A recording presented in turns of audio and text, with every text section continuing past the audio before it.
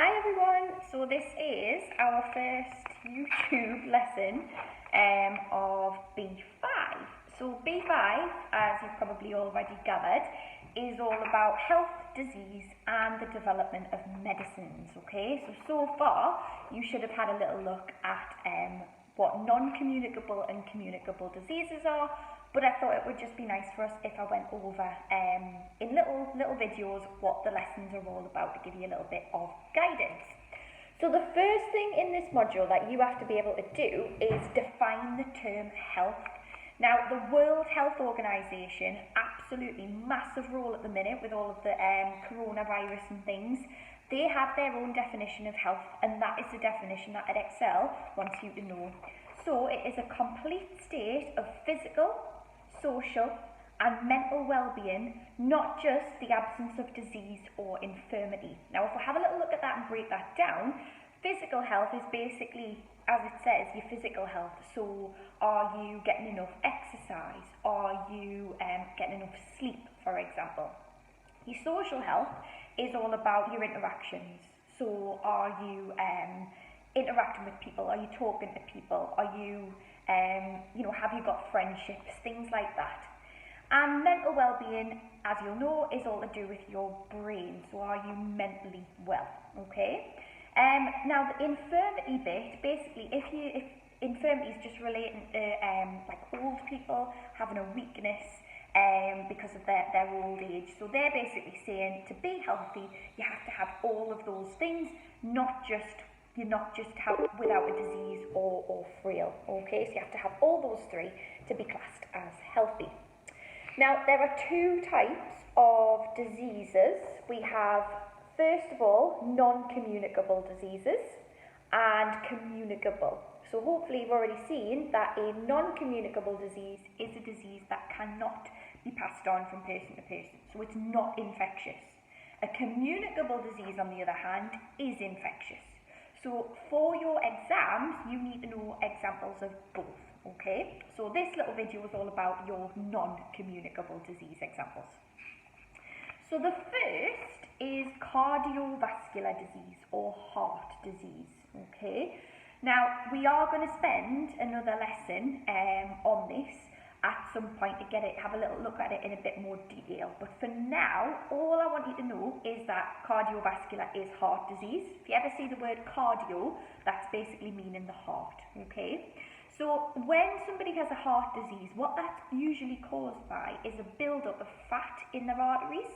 So remember, you have your circulatory system and it's running all over your body. And when somebody ends up with too much fat, that blocks those arteries and prevents blood flow, that can lead to heart disease. Now, smoking can actually damage the walls of blood vessels and lead to that build-up as well. So smoking can play a part in heart disease. There's a number of different treatments. Again, we'll look at those in a later lesson, but one of those is decreasing the amount of fat that you have in the diet, therefore reducing how much fat is blocking those walls. Use of something called a stent, which is basically a mesh tubing that goes inside the blood vessel, and it actually widens it, so it makes sure that more blood is able to flow through, which is counteracting the issue of the fat blocking the vessel. And then finally, bypass surgery. So if you have a really badly damaged and blocked blood vessel, what they can do is they can kind of seal that off at both ends and then direct blood down a different vessel so it doesn't actually pass through there. Okay, so it's basically diverting the blood away from that damaged vessel. So that is cardiovascular disease. Obesity is another example that you need to know about.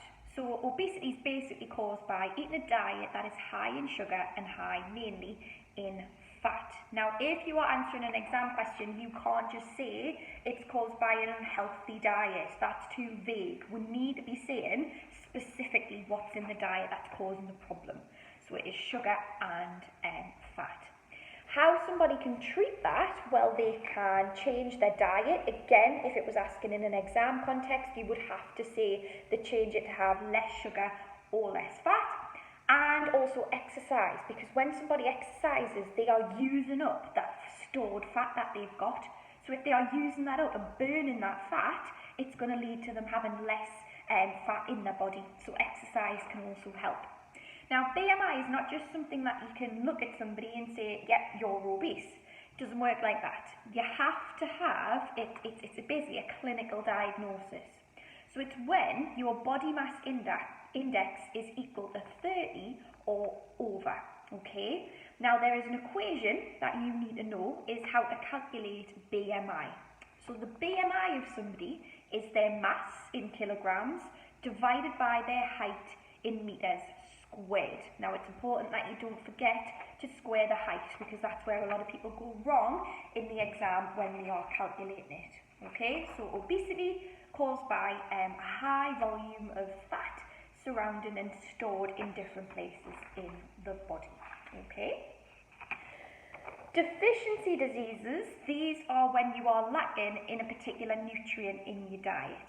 So we've got a couple of examples there, which you'll have heard of from year 8. So kwashiorkor, lack of protein, scurvy, lack of vitamin C. So they've seen that a lot with sailors on ships when they first started going on voyages. And they basically made them eat lots of citrus fruit because that had a lot of vitamin C in it.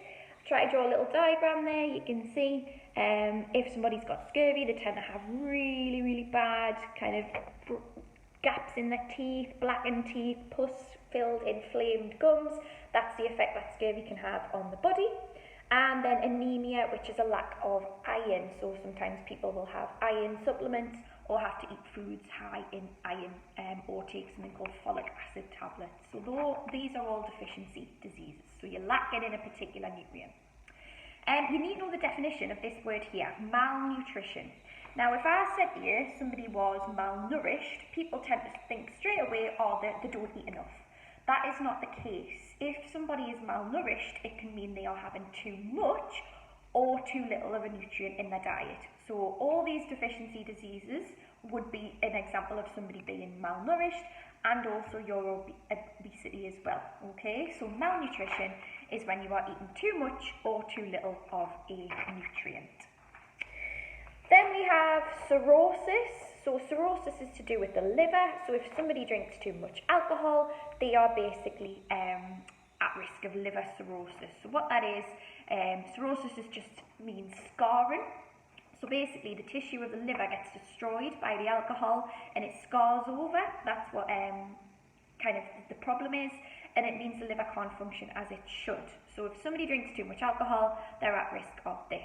Now obviously treatment would be to stop drinking the alcohol so that they stop damaging the liver, but also if it's really bad, sometimes that cirrhosis and fibrosis, that scarring, can't actually repair itself, so they might have to have a liver transplant. Now obviously you can start having to think what would be the issues with waiting times for that, and also rejection from the body. We're thinking about immunity in a couple of lessons time.